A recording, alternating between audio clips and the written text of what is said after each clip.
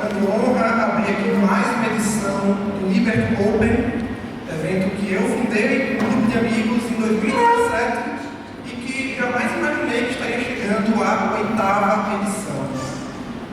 Um evento que começou lá atrás e que superou tantas adversidades, censura, perseguição e que chega a mais uma edição, se consolidando como a principal conferência liberal libertária da região Nordeste.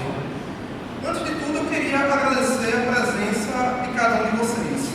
Primeiramente, os meus colegas de organização, que eu conheci nominalmente, Samuel, David, Vinícius, Ítalo, Guilherme, Satiro, que não pôde estar aqui presente por um problema de saúde, Duda e Gilberto. Agradecer também aos nossos patrocinadores, o escritório Mariana Advocacia, representada pela pessoa do Ricardo Alexandre, a Nelson, que foi um dos patrocinadores, a Roundabout Productions, representada aqui pelo Samuel, ao Ilícito, ao Bom Trabalho, ao Instituto Liberal, aqui na pessoa do Lucas Bernanza, e ao Instituto Atena, aqui na pessoa da Jéssica. Gostaria também de agradecer ao Hotel do SESC e a toda a sua equipe por permitir mais uma vez que pudéssemos sediar o evento aqui neste hotel. E, claro, agradecer a todos vocês que saíram de suas casas numa tarde de sábado. A gente sabe que no sábado é muito mais fácil ficar em casa descansando, ir na praia, mas vocês escolheram estar aqui para falar de algo que nunca foi tão urgente: liberdade. Eu trabalho com isso todos os dias, eu trabalho no movimento liberal há uns 10 anos, porém eu não quero falar aqui só como um ativista, eu quero falar aqui como um cidadão preocupado, um cidadão que se espanta diariamente com novos impostos sendo criados, com pessoas sendo presas sem devido processo legal e com a maior onda de censura que já vimos nesse país desde o fim da ditadura militar. O título do evento deste ano é "O Leviatã ao Grande Irmão, como o poder cresce e a liberdade colhe".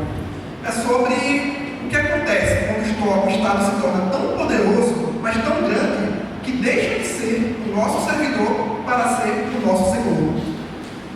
Em 1949, o romancista George Orwell publicou a obra 1984, um romance sobre um regime totalitário que controla absolutamente tudo. O que você faz, o que você diz e até mesmo o que você pensa.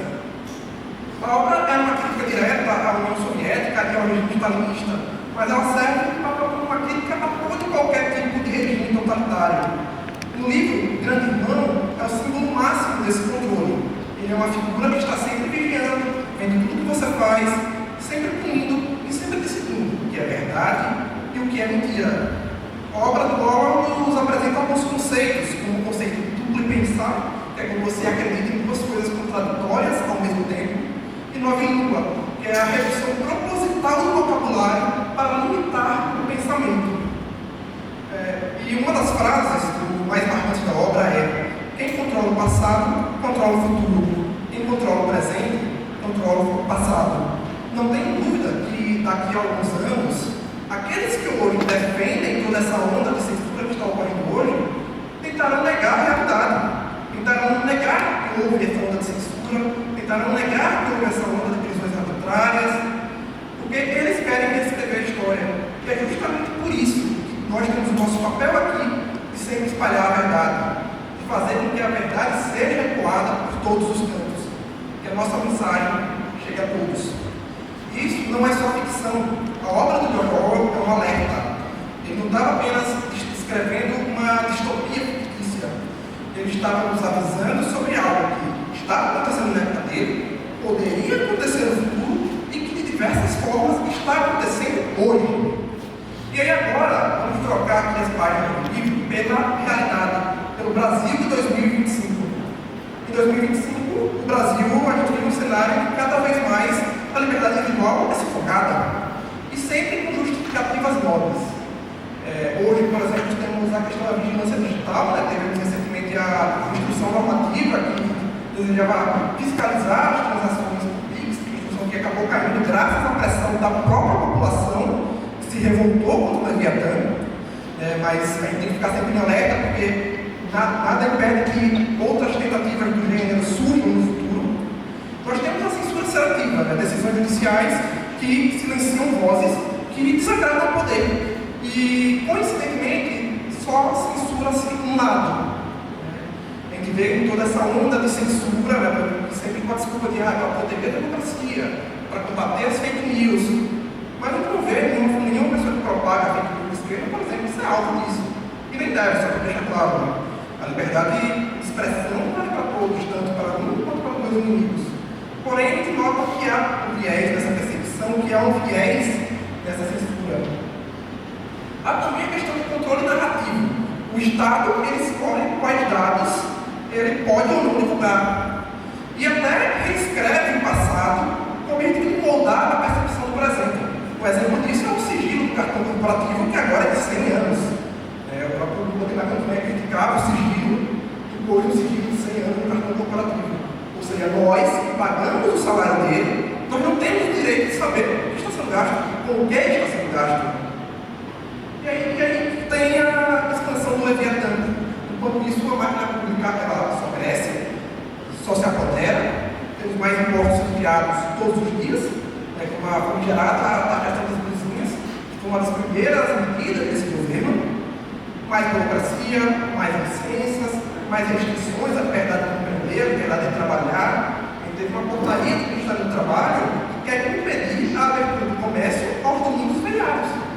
Ou seja, você que é comerciante, você que é lojista, o governo quer impedir que você trabalhe nos domingos feriados. Eles querem proibir você de ganhar o seu dinheiro. Eles querem proibir você de sustentar a sua família. Em 1984, na obra do Orwell, o Estado dizia que era permitido pensar. No Brasil, o STF e o ministro Alexandre de Moraes fazem a mesma coisa. Só que sempre usando a desculpa de que é para proteger a democracia, de que é para combater a desinformação, combater discurso de ódio. E muitos caem, alguns até propositalmente, mas infelizmente muita gente é influenciada por isso. E essa censura é uma tirania que ela não chega de dia para noite, ela chega devagar, ela chega de forma gradual. E é justamente por isso que ela é mais perigosa. Cada medida autoritária é medida contemporânea, como o inquérito das fake news que iniciou em 2019 e perdura até o dia de hoje, o inquérito de 2020. A mesma coisa a censura que se iniciou durante o período eleitoral, disseram que era só durante as eleições. Bom, aí as eleições já acabaram há 3 anos. E pessoas continuam tendo suas redes bloqueadas, pessoas continuam sendo presas, pessoas tiveram que sair do país por conta de uma perseguição judicial. Inédita na história do Brasil. E aquela coisa, né? Como a história do sapo na panela. Se você coloca um sapo na panela com alguém, o sapo vai pular na mesma hora. Mas se você coloca o sapo na panela com uma cria e for esquentando, aumentando a temperatura aos poucos, ele morre sem perceber. No Brasil, a temperatura está subindo, já está no nível bem alto, e se a gente não reagir agora, vai ser tarde demais. Então, a liberdade é um presente que o Estado nos dá. É um direito inalienável que precisamos proteger e lutar por ele todos os dias. Nós temos que ser mais do que espectadores indignados. Precisamos ser agentes ativos, agentes da mudança. Estudar, debater, denunciar abusos e, principalmente, não nos calar. Regimes autoritários só caem quando as pessoas se recusam a obedecer cegamente o grande irmão. O grande irmão só existe quando houver pessoas que ainda acreditam nele, que ainda propagam suas narrativas e que ainda lutam por ele. Quando pararmos de temê-lo, ele deixará de existir. Hoje, neste evento, nós damos um passo nessa direção. Que daqui a alguns anos possamos